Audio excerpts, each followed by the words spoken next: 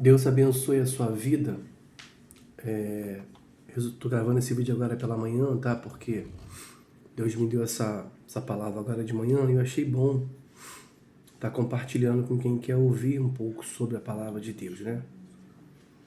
E o texto que Deus me mostrou nessa manhã foi Amós capítulo 7, versículos 7 e 8. Porque muitas pessoas, né, elas querem ser abençoadas, né? Elas querem que as promessas de Deus venham a se cumprir na vida delas, elas querem prosperar, elas querem ter um bom casamento, ter uma família abençoada, elas querem que a sua vida venha progredir. Deixa eu ajustar um pouquinho aqui. Então elas querem que a sua vida venha progredir. Todo mundo quer que a vida venha progredir, não é mesmo? E é muito frustrante para a gente, né, a nossa vida ficar ali amarrada, parada, não desenvolver, uma vez que a gente entende que a fé, ela entra na nossa vida por ação do Espírito Santo para somar, né? A fé, ela não vem para tirar. Deus não entra na nossa vida para tirar, a não ser tirar o que não presta. Mas Deus vem sobre a nossa vida para somar. E por que muitas das vezes a soma na vida da pessoa ela não é boa?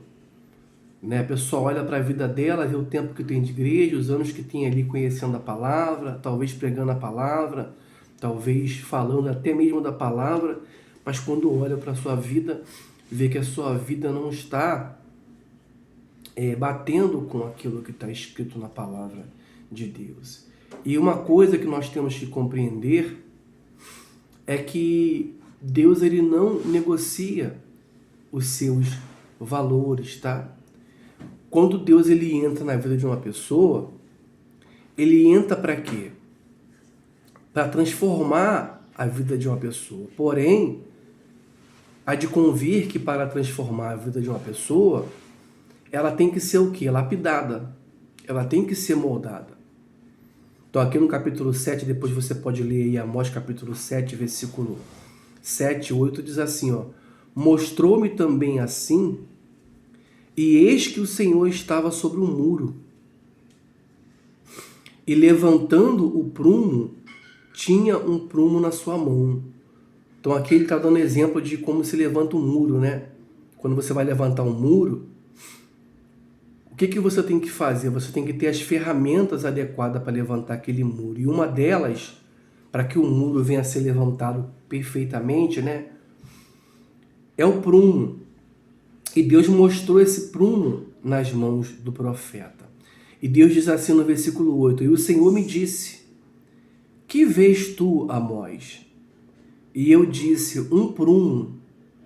Então disse o Senhor: eis que eu porei o prumo no meio do meu povo, o povo de Israel.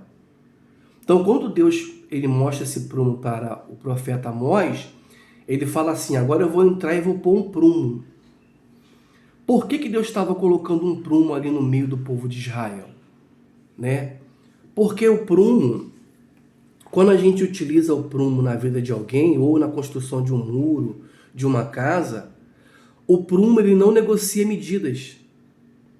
A medida que está ali é o que o prumo vai marcar. O prumo, ele não vai negociar medidas.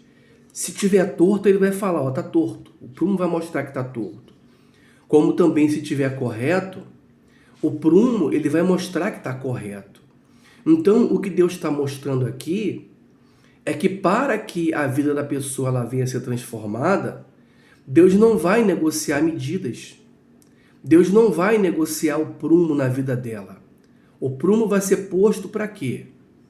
Para que ela venha a ser consertada, porque imagina uma construção crescer torta, errada, não é mesmo?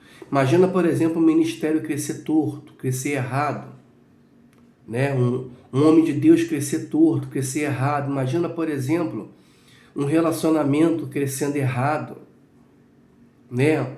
A conduta moral, espiritual de uma pessoa crescendo errado. Então Deus não negocia com medidas. O prumo, ele não negocia com as medidas.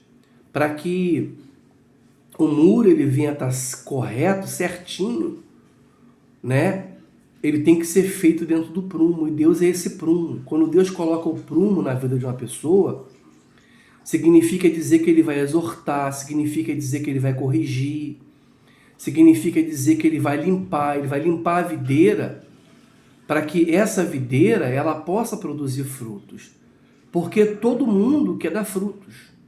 Todos nós queremos que a nossa vida ela venha produzir frutos. Mas como que vai produzir frutos se ela tiver errado? Então, quando se coloca a ferramenta do prumo, que Deus está usando aqui, Deus está dizendo que não negocia medidas. Deus não negocia com o nosso caráter. O caráter ruim, o caráter errado, o caráter duvidoso que o ser humano tem, ele tem que morrer.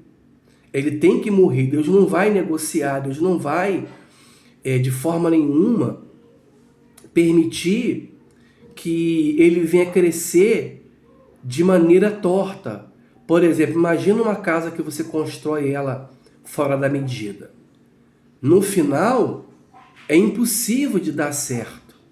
Quando você for, por exemplo, colocar o piso, você for esquadrejar as paredes, você vai ver que não tem uma medida certa. Então, você vai gastar mais material, vai perder mais tempo para poder consertar, e mesmo você conseguindo consertar, você conseguindo finalizar aquela obra, ela não vai ficar correta. Por quê? Porque faltou o prumo. Então não deixa o prumo de Deus faltar na sua vida. Quando Deus coloca o prumo, Ele está dizendo, eu vou te consertar. Quando Deus coloca o prumo, Ele está dizendo, eu vou corrigir o seu caráter, eu vou corrigir a sua maneira de ser. Porque tem muitas pessoas que conhecem a palavra de Deus, pregam a palavra, não é mesmo? Falam de Cristo, estão dentro de igrejas, né? Mas quando a gente vai observar, vai ver a vida da pessoa, né? A gente vê que há um abismo enorme entre o que ela fala e o que ela faz. A vida dela falta o prumo, porque ela continua mentindo, né? Continua mentindo, continua vivendo para o seu ego, para o seu eu, continua enganando. Né? Ela está ali, mas ela continua tirando proveito das pessoas, proveito de situações, né? Ela só visa o lucro, só visa o proveito. Mas ela conhece a palavra, ela tem a palavra ali na boca dela, ela tem ali a palavra nas mãos dela. Mas ela não pratica aquela palavra, ela está fora das medidas de Deus, né? O relacionamento dela está fora das medidas de Deus, o casamento, a família, o ministério dela, mas ela está ali com a palavra de Deus, né? Pregando, falando, quando na verdade a vida dela precisa ser confrontada, né? Como o apóstolo Pedro, né?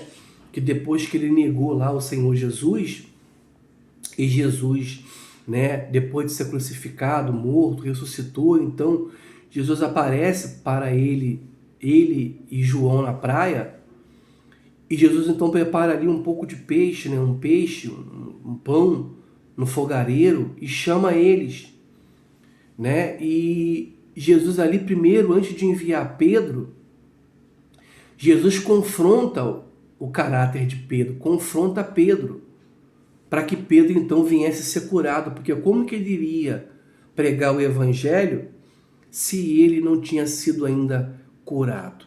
Então o Senhor não só confrontou ele para curá-lo, como também mostrou para ele o que iria acontecer com a vida dele cristã, o que ele iria passar, as perseguições, as lutas, os problemas.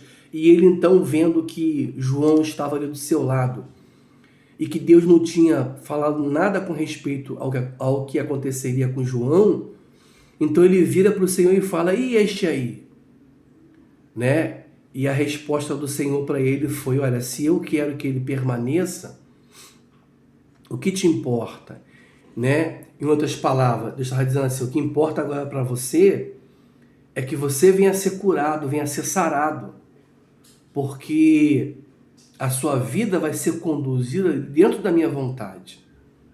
E nem sempre você vai encontrar calmaria, vai encontrar um mar de rosas na sua vida. Algumas vezes eu vou te confrontar, algumas vezes eu vou confrontar você, não para o seu mal, não para que você venha diminuir, né? Ou para te humilhar, mas para que você venha crescer, para que você venha amadurecer, porque lá na frente você vai enfrentar uma grande luta, um grande problema.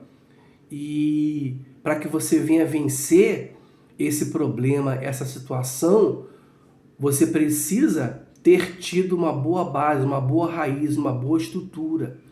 E quando Deus coloca o prumo em nossa vida cristã, é para isso. É para que a gente venha ter uma boa base, uma boa estrutura cristã, para que a gente possa permanecer e vencer as adversidades da vida e alcançar as promessas de Deus por meio da fé. Deus abençoe a sua vida nessa manhã.